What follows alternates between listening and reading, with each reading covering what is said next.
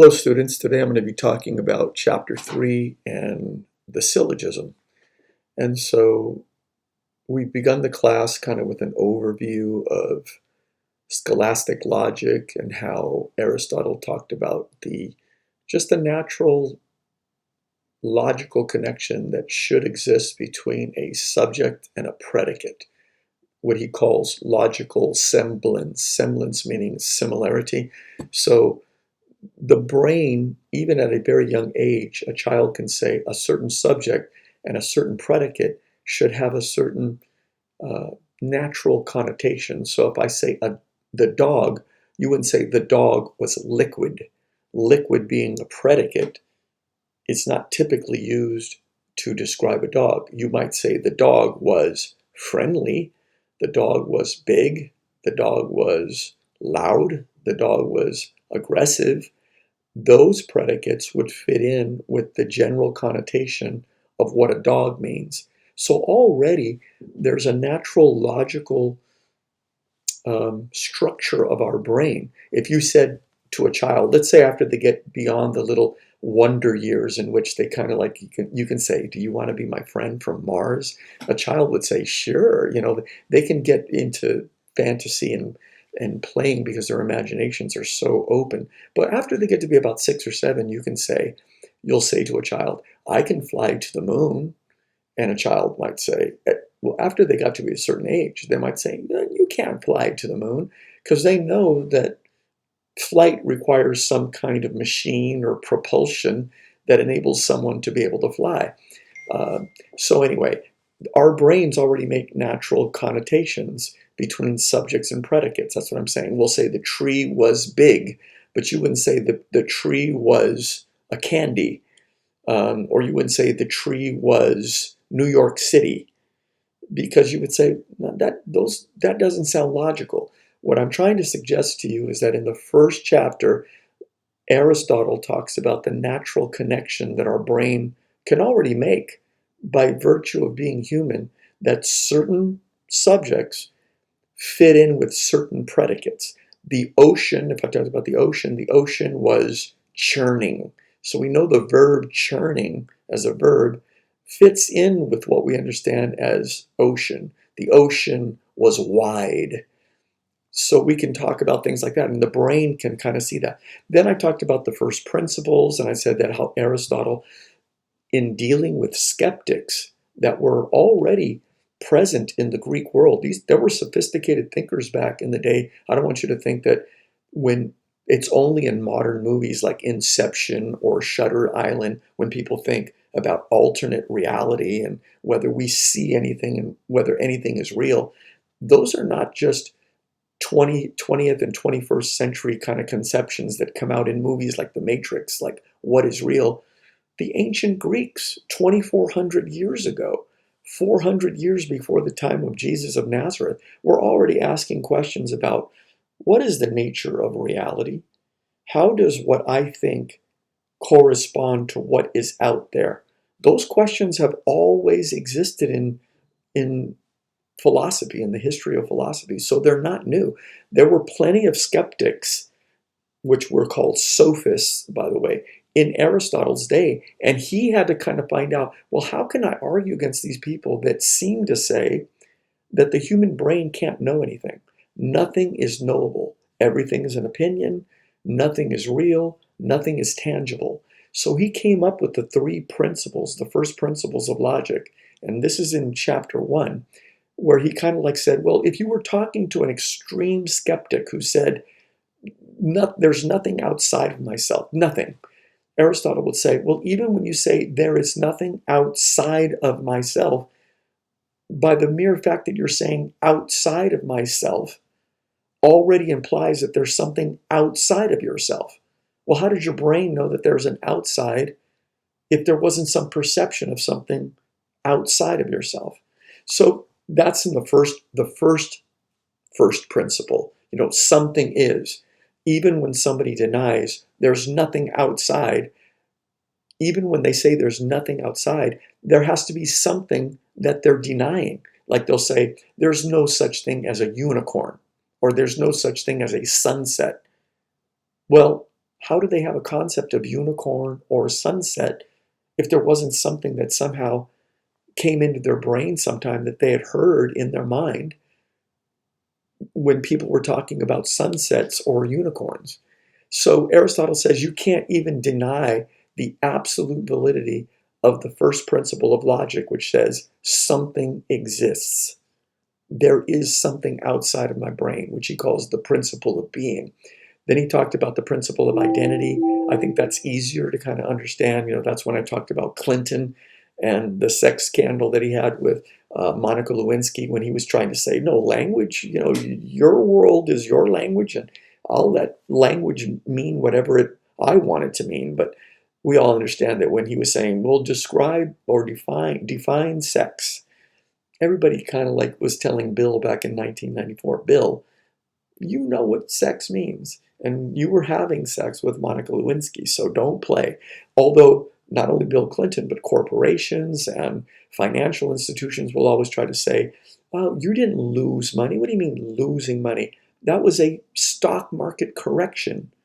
You see how they're kind of playing with language? And this even happens in real estate. I've sold real estate at times in my life, and people will say to you, oh, this house is too small. I'll say, it's a fixer-upper. So you come up with a different interpretation of language. But Aristotle would say, but at some point you have to say that language refers to concrete things. And if we can't agree on language, we can't have logic. And if I say, for instance, you tortured my client, let's say I'm representing somebody who was accused of terrorism. I said, you tortured my client. What if the Justice Department says, define torture? Well, you can see that you've already got a problem, because that person is not entering into agreement with you about the nature of language. And Aristotle said that for the second principle to exist, we have to agree on what language means. And otherwise, you can't have an argument. That person just wants to make up reality, and you really can't have an argument. So you notice that the second principle is trying to get people to engage in a common logical dialogue, which means we've got to agree on language. When you lose money in the stock market, you can't just say it's a stock market correction. It's also, you lost my money. My money is now worth less. So we have to agree on language. And then the principle of non-contradiction, which basically means we can't say two completely different things about the same thing at the same time. For instance, I can't say I'm in my home office and at the same time I'm not in my home office, physically speaking. I can't hold those two different concepts about the same thing at the same time, because one concept implies the contradiction of the other. So that's why it's called the principle of non-contradiction. I can't say two different things about the same thing at the same time. I can say it was hot earlier today, but now later in the day it's not so hot. So I can be referring to two different times periods. Anyway, that's what I talk about in chapter 1. And in chapter 2, we went into critical thinking and the need to gather information. We learned about the critical thinking elements, those 6 elements that we talk about, learn the history, gather information, ascertain the bias. Those are all kind of standard things that we do when we talk about critical thinking. And so we looked at the Occupation 101 video to kind of see, wow, do I have critical information about what really happened in the creation of Israel? What really happened, as opposed to what do Western media sources tell us what happened? A very pro-Israeli point of view, but very anti-Palestinian. And then when you do some history digging, some critical thinking, you'll say, wow, the Palestinians lost their land just like the Arapaho and the Cherokee and the Iroquois and the Sioux and the Chippewa and every other Indian group that was in this country. It was manifest destiny. The Jews felt that they had more power to enforce coming into their land. They had a mandate from the UN, and they took that land. But we do critical thinking about that to kind of make sure that our arguments are better. Okay, so this is all about arguments. Now, in chapter 3, I'm going to be talking about the syllogism, and the thing that I want to talk about is that You know that the syllogism, if you read chapter 3, okay, the syllogism is that three-part, and I'll put a little graphic up top of that. It's that little three-part formula that says MPSMSP. And of course, you look at that and you go, well, I don't understand what that means. But my son figured it out pretty early at the age of about 5. And it's in the book. You'll see this in the booklet. We were watching The Lion King, and just when Mufasa dies, remember when Mufasa dies, my son looked over at me and he goes, Dad, are you going to die? And I thought, wow, my son just did a logical syllogism because he took certain particular impressions that he had in his brain that he had been forming in his little 5-year-old brain over the past couple of months. For instance, he had seen a possum that was dead in the street. His grandfather had died. His goldfish had died. And now Mufasa had died. So in his little 5-year-old brain, he's going, all those different things have died. So he came up with that first line of the syllogism, NP, all things that are living will die, or all living things die. MP, all living things will die. The subject and the predicate. Then he goes, as he thought about that, well, if all living things die, if that's the major premise, and my dad sitting right next to me is a living thing, he said to me, Dad, are you going to die? And there you get the three-part structure of a syllogism that he already did as a 5-year-old. All living things die. My dad is a living thing. Can you see how it kind of focused in? It went from a generic statement, all things die, my dad is living, my dad will die. It focused in, that's what deduction does. It focuses from a general, all things die, can you hear how general that is? To specific, Orozco will die, my dad will die. So my son was able to come up with the syllogism just by having particular instances and then coming up with a conclusion. Then I mentioned a story in the booklet about when I used to play basketball with my students back in the day when I was younger. They would all say, oh, Mr. Orozco, you can't ball, you can't play. And I go, well, we'll see. And I would meet them at Terra Nova Park over there off of Hidden Vista as you go down 8th Street instead of going into Marshall's, that little, that plaza there, that mall. Instead of going left as you're going down 8th Street West, instead of going left into the mall, if you go up the street there's a park at the top, Terra Nova Park. And a real interesting or quick basketball story.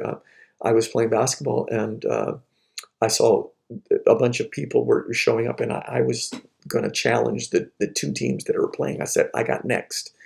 And so a couple of people started saying, hey, can I be on your team for they said, can I get next? I said, I got next. And they said, can I run with you? So I'd get my first teammate came along. Can I run with you? Yeah, sure. And then a third one came, and a fourth one came, and then a fifth and a sixth one came at the same time. And now, so 6 players were there. And I was going, man, I could only play with 5 players. So I was bouncing the ball as the other ball was out on the other end of the court. They were, dribbling and shooting on the other end of the court, and we were warming up on the opposite end of the court. And so I asked one of the basketball players, hey man, do you know these two dudes, the 5th and 6th player who showed up?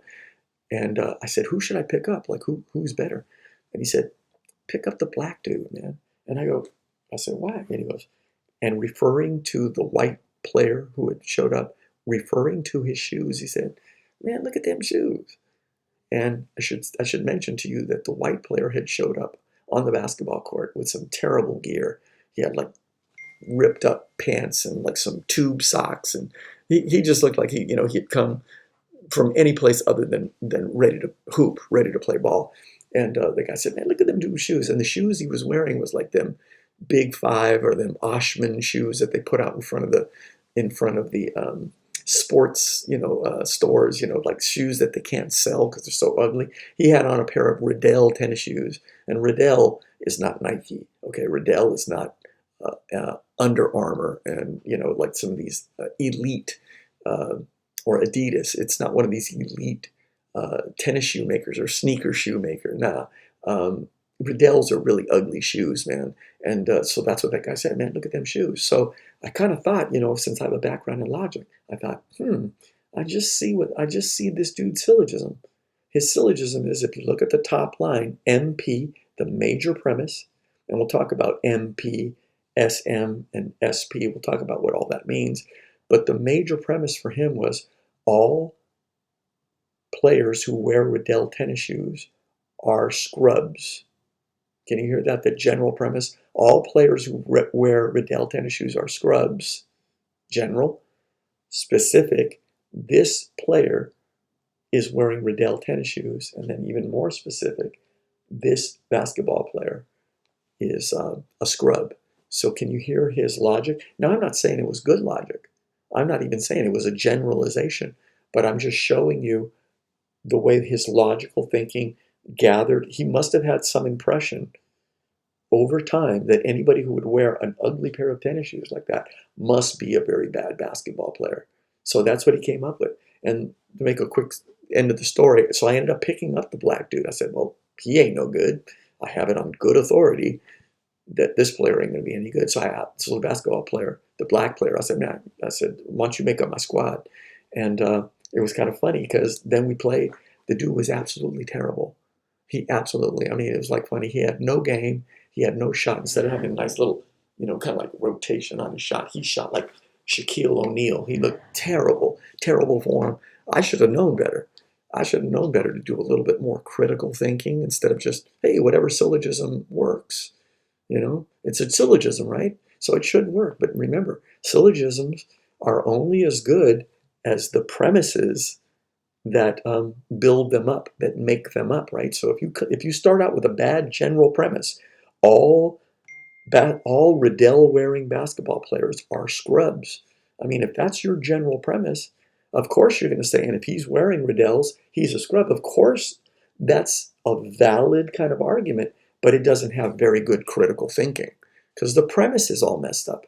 And that's why in chapter 2, I kind of focused in, look, your syllogisms in chapter 3 are only going to be as good as the premises that you build your syllogisms from.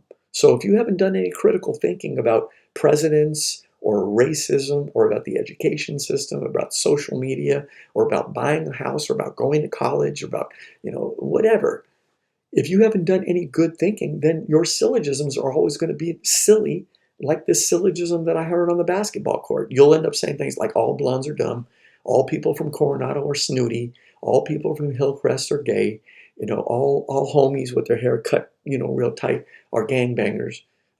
If you don't do any critical thinking, you're going to end up doing some real sloppy syllogisms in your head. So, it seems valid to you, but you can tell that you have not really done any critical thinking. That's why I asked you to think about Palestine and to say, hey, is it true that all Palestinians are terrorists? That all Israelis are simply good, God-fearing people? Those are premises that we need to look at in the light of critical thinking.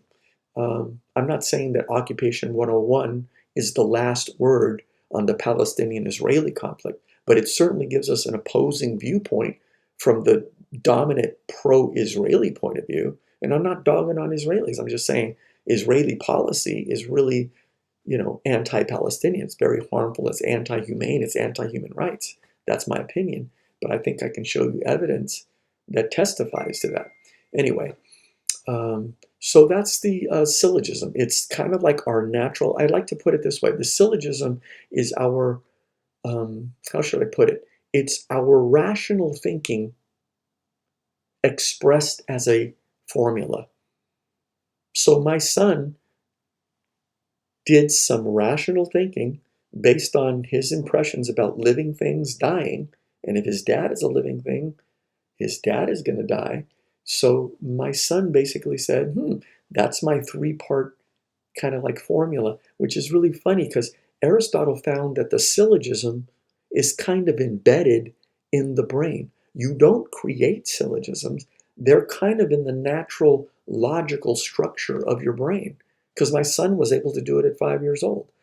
Once your brain comes up with a certain number of conclusions or observations, it can then say, well, if this is always the case and you belong to that group, well, then it's going to be true about you as well. So your brain actually does the syllogism. Aristotle must have heard somebody make an argument like my son did one day and said, oh, wait a minute, I think I can see a formula in your thinking. So the syllogism is basically Aristotle timing somebody out and saying, I think I can put what you just concluded in a formula.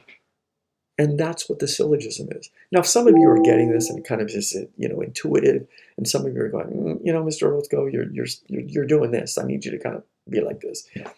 Anyway, so that's kind of like my first take about the syllogism. And then, of course, I will make another subsequent video about the syllogism, which takes us into the different figures of the syllogism. There's 4 figures of the syllogism, the 4 moods of the syllogism, the 5 rules of the syllogism. And then the point is, once we get a little theory on syllogisms, the point is, now can we hear a syllogism when we listen to somebody speak, like I did on the day that I was at the basketball court, or when we see something in writing, can we say, I think what this writer is saying, if you look at their general premise, they're saying all these people do this, and since these people do that, these people must have this characteristic.